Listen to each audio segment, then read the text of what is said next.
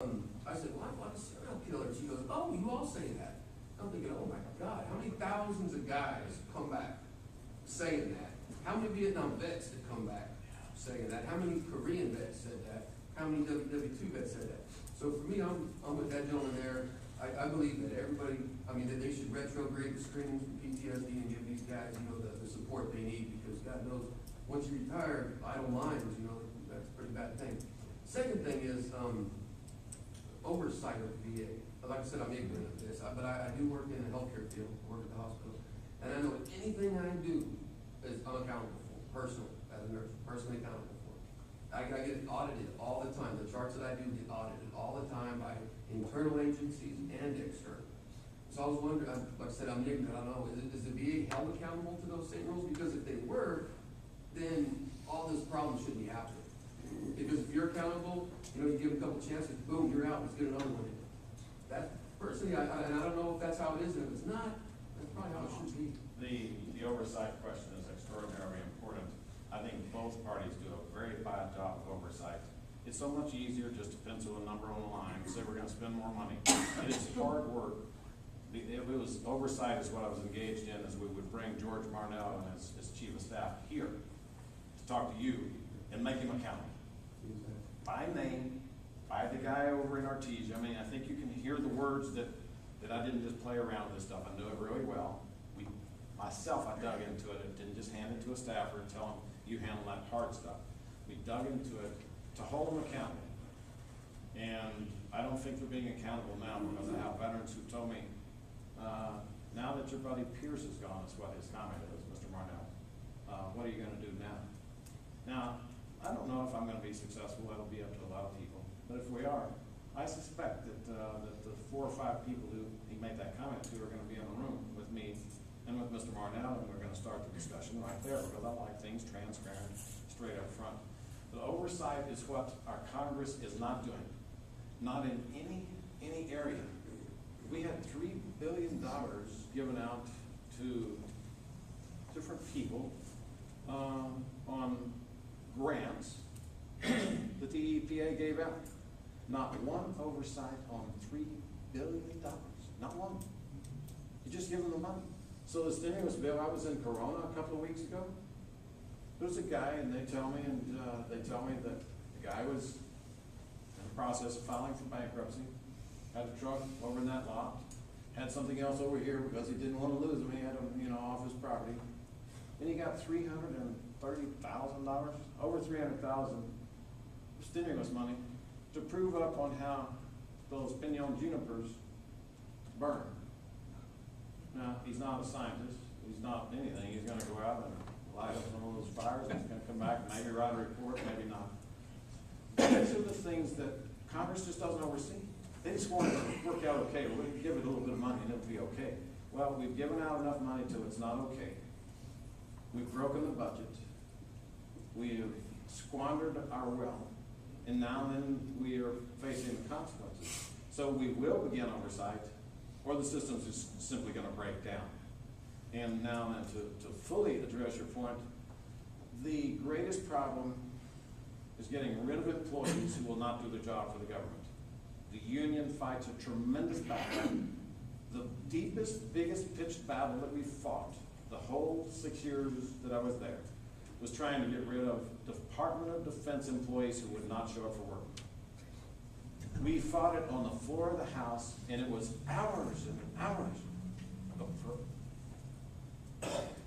That should not be.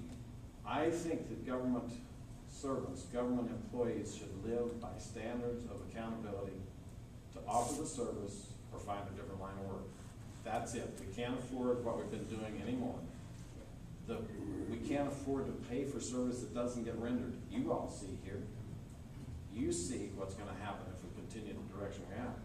Simply we won't have the budgets for education, or we won't have the budgets for whatever.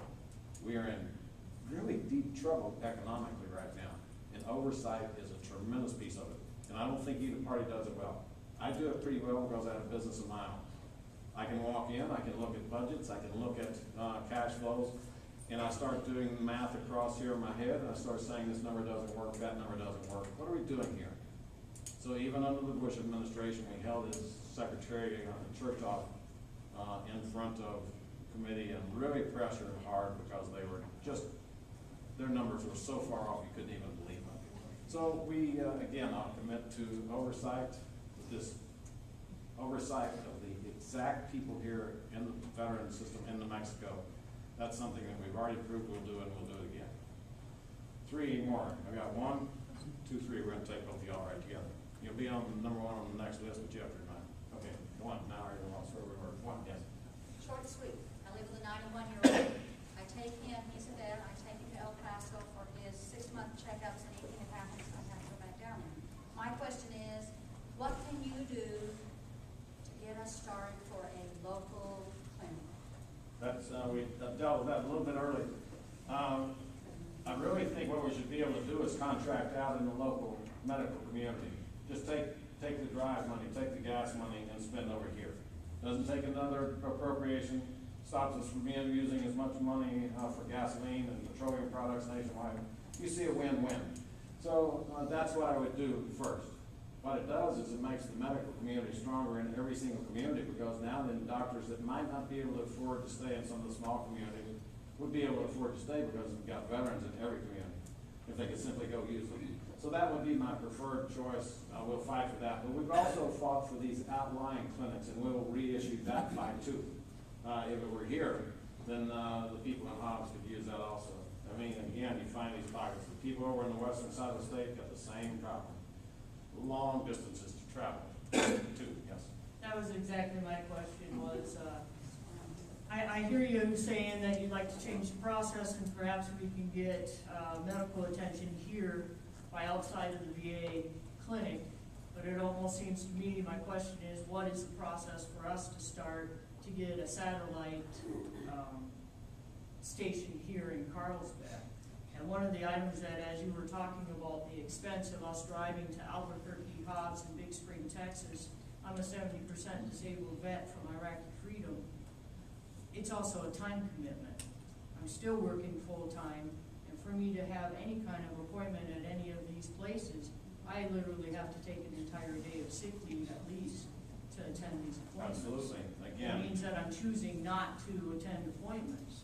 So what's the process that we need to start, or who do we need to talk to for a satellite? your process would start with the elected representatives.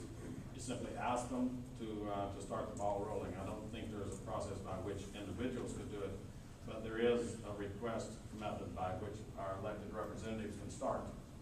And I would urge you to get the ball rolling. If that's the desire of local veterans, and I never try to figure out, you simply listen, and whichever way they want to go. I have my opinions, but in these sorts of things, it's way too complex to try to figure out, so we just let local veterans speak. So get the ball rolling. Yes, sir. Okay, first I want to say on behalf of the VA, I went to, first of all, I didn't know I had benefits. I retired from the military. When I put in for my retirement, when I found out I had all these benefits. I went to Artesia. Dr. Yearwood's a great doctor.